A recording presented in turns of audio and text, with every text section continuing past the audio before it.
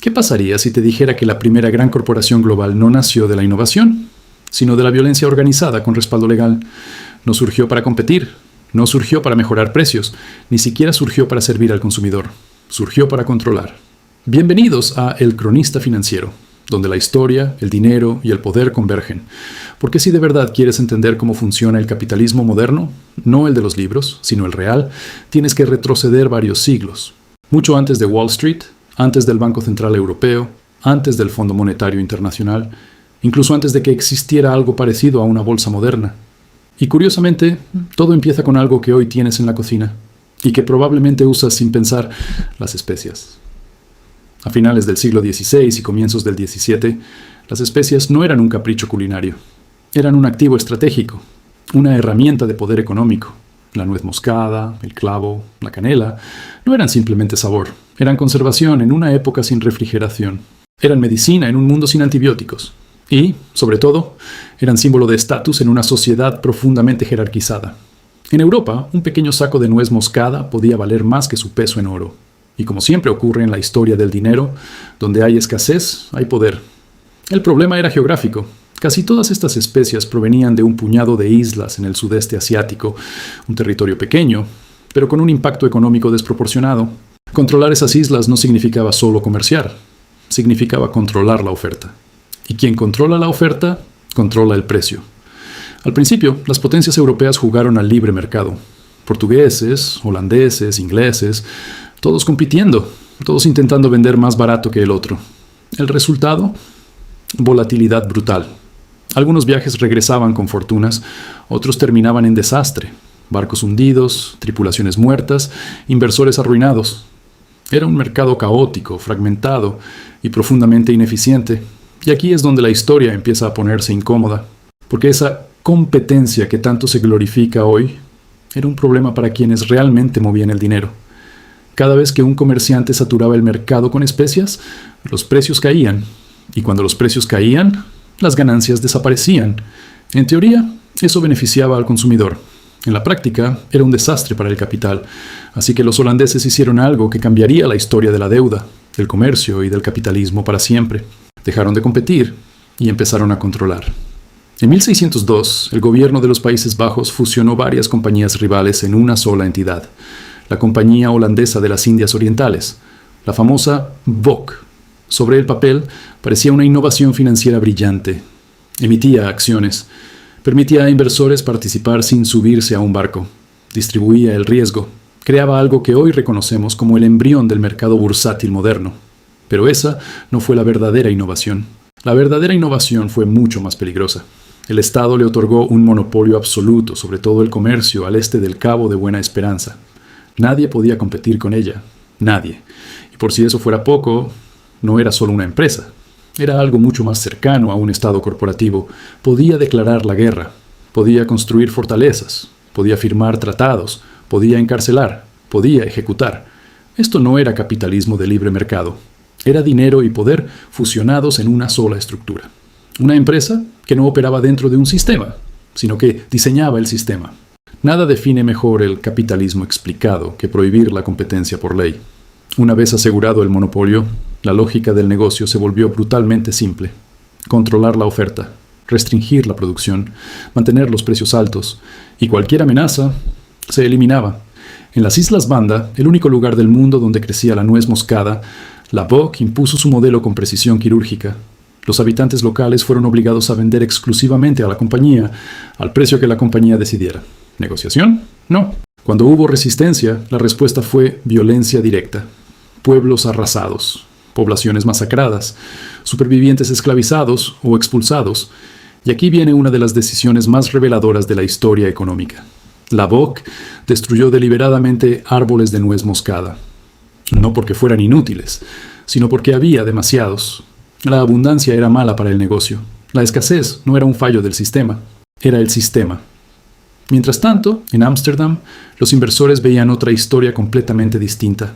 Ellos no veían sangre, veían dividendos, no veían esclavitud, veían crecimiento sostenido, no veían monopolio armado, veían estabilidad financiera, balances impecables, pagos regulares, acciones al alza. Y aquí aparece una de las innovaciones más peligrosas de la historia del dinero: la separación entre beneficio y consecuencia. Por primera vez, miles de personas podían beneficiarse de un sistema violento, sin verlo, sin participar y sin cuestionarlo.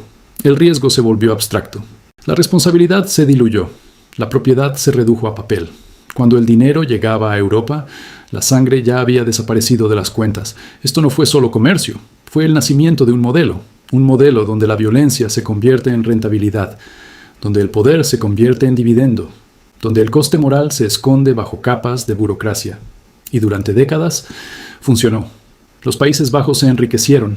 Ámsterdam se convirtió en el centro financiero del mundo. La BOC se transformó en la empresa más poderosa del planeta.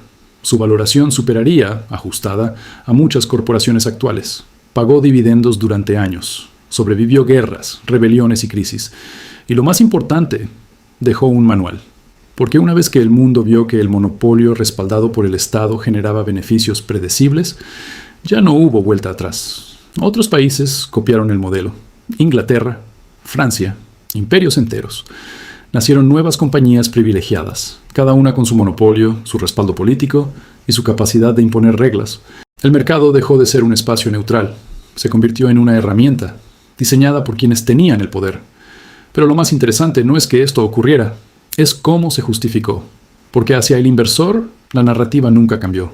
Se hablaba de progreso, de comercio, de civilización. Las palabras suavizaban la realidad. Los números reemplazaban a las personas. Los rendimientos reemplazaban a las vidas. Y aquí es donde el sistema financiero moderno empieza a parecerse peligrosamente a su origen. Antes de la POC, el comercio era personal.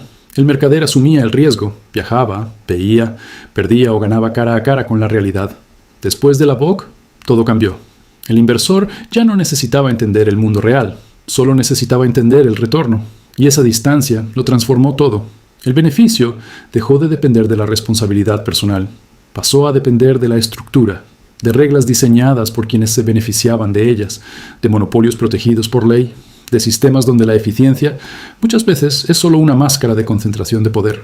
Si esto te suena familiar, es porque lo has visto antes, cuando una gran corporación domina un sector con apoyo regulatorio, cuando la competencia desaparece lentamente detrás de barreras legales, cuando la complejidad hace imposible señalar responsables. Estás viendo ecos de la BOC, no como historia que se repite, sino como historia que evoluciona, porque el sistema financiero actual sigue operando bajo principios muy similares. Los beneficios se privatizan, los costes se distribuyen, entre trabajadores, entre países, entre generaciones. La herramienta ha cambiado, el lenguaje es más limpio, la violencia es menos visible, pero los incentivos son casi idénticos. Y aquí es donde la idea de libre mercado empieza a desmoronarse, porque los mercados no nacen solos, se construyen, se diseñan, se regulan, se protegen, y esas reglas rara vez son neutrales. Reflejan quién tiene el poder y quién se beneficia de él. Entender esto no te vuelve cínico, te vuelve peligroso, en el buen sentido. Porque la educación financiera real no es memorizar conceptos, es reconocer patrones, es entender cómo el dinero y el poder se entrelazan, es ver que la verdadera riqueza no fluye hacia quienes participan en el sistema, sino hacia quienes lo diseñan. La BOC entendió esto hace más de 400 años. Por eso fue tan efectiva. Y por eso su sombra sigue presente hoy. En la historia de la deuda soberana, en crisis como el corralito argentino, en políticas monetarias que diluyen el ahorro, en estructuras donde la inflación explicada al ciudadano nunca coincide con la inflación real que experimenta. Porque al final todo esto conecta con algo más cercano a ti de lo que parece. Tus finanzas personales, tu capacidad de construir independencia financiera, tu posibilidad de alcanzar libertad monetaria. Si no entiendes cómo funciona el sistema te utiliza. Y eso se traduce en decisiones concretas. Ahorrar en monedas que pierden valor. Invertir sin entender riesgos estructurales. Confiar en reglas que cambian cuando más importan. La historia del dinero no es un tema académico. Es una herramienta de supervivencia. Porque cuando entiendes cómo se construyen los sistemas, dejas de creer en la ilusión de neutralidad. Y empiezas a tomar decisiones con ventaja. Eso es planificación patrimonial real. Eso es gestión de capital inteligente. Eso es inversión consciente. La lección aquí no es que el capitalismo sea malo. Es algo más incómodo y más útil. El capitalismo nunca fue neutral. Fue diseñado. Y cuando entiendes el diseño, dejas de confundir resultados con accidentes. La historia no se repite, pero rima. Y en el mundo del dinero, esas rimas cuestan caro, porque cada generación cree que ahora sí el sistema es diferente, que ahora sí es justo, que ahora sí funciona para todos. Y esa creencia es la mayor ventaja del sistema. Si esto cambió tu forma de ver las cosas, suscríbete. La historia tiene las respuestas y yo te mostraré los lugares donde nadie quiere que mires.